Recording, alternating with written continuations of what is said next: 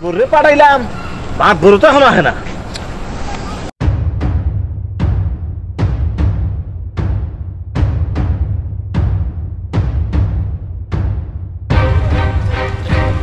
ওই তো আইতাছে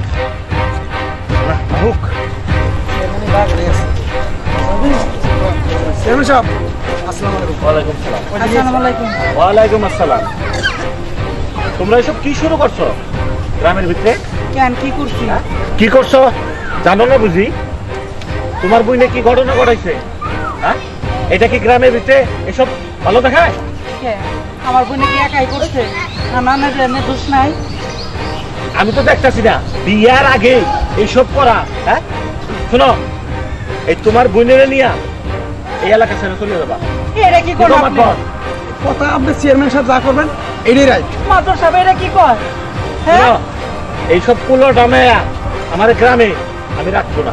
না না চেয়ারম্যান সাহেব, আপনার পায়ে ধরে কইতাছি আমার নিশ্চয় শোনো, পাছা দাও, পাছা দাও, এই পাশে রাখো। না না পাছা দাও। আমার বোনের কি উপায় হবো? আরে এই অবস্থায় কোনে নিয়ে যাবো? আরে এই খবর জানলে আরে কেউ বিয়ে করবো? শোনো, সেই জন্য তো তোমাকে গ্রাম ছাড়া করতে কইতেছি, কারণ এই বাইরে গিয়া অন্য এলাকায় বসবাস করো, একটা কিছু কইয়া ম্যানেজ করতে পারো না।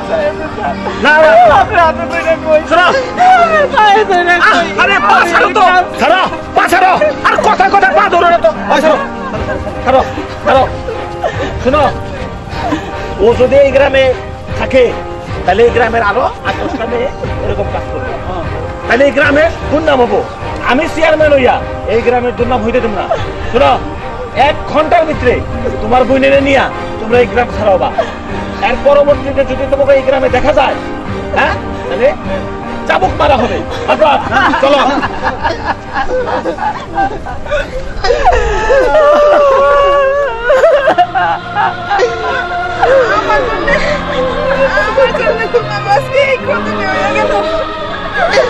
আমি আর এই জীবন রাখবো না।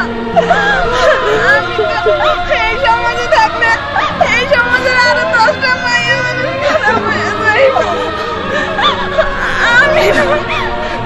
আমি এই মুখ কাউরে যাবো না।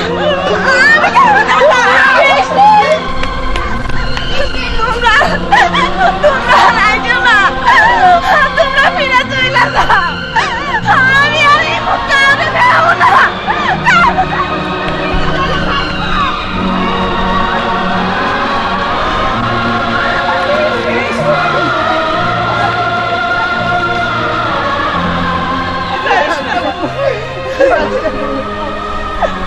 যদি মরি তুমি একসাথে বলবো, আর যদি বাইরে থাকি তুমি একসাথে বাঁচবো।